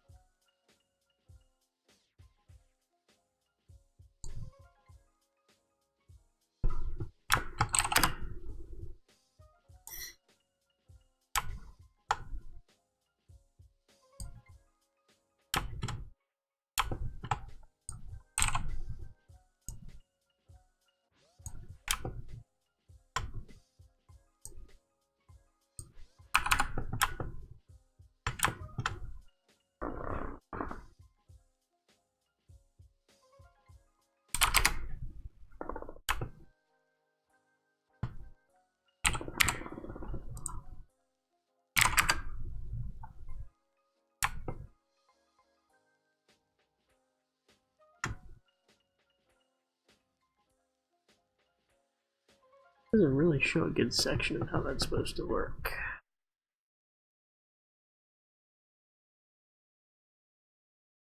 A.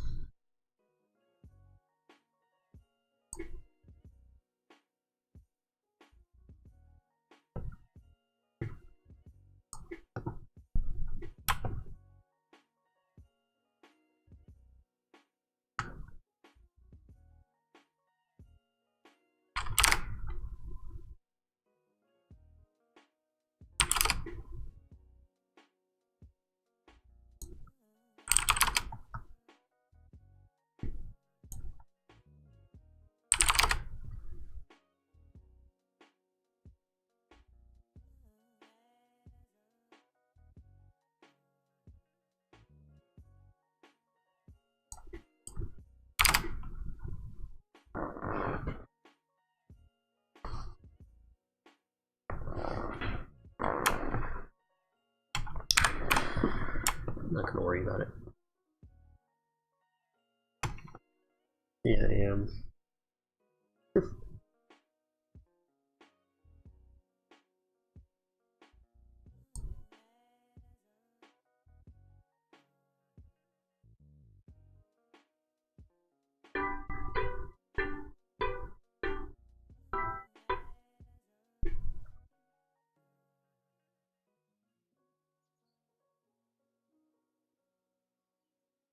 Oh man.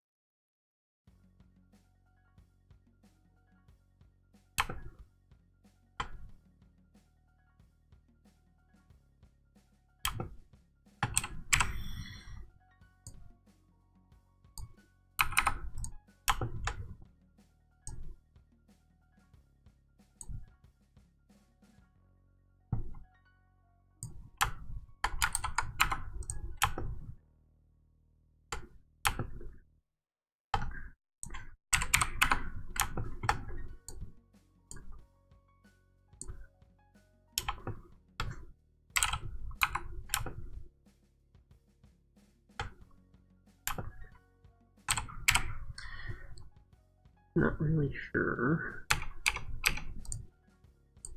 where that alignment happens, you know? Base.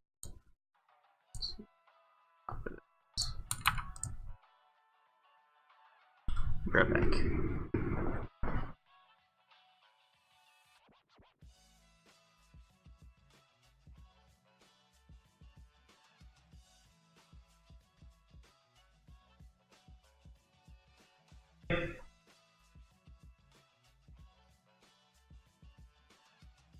Alright. Lunch is here, so I'm going to go take care of that. And I'll be back later this afternoon. Thanks for watching. Have a great afternoon. I'll talk to you soon.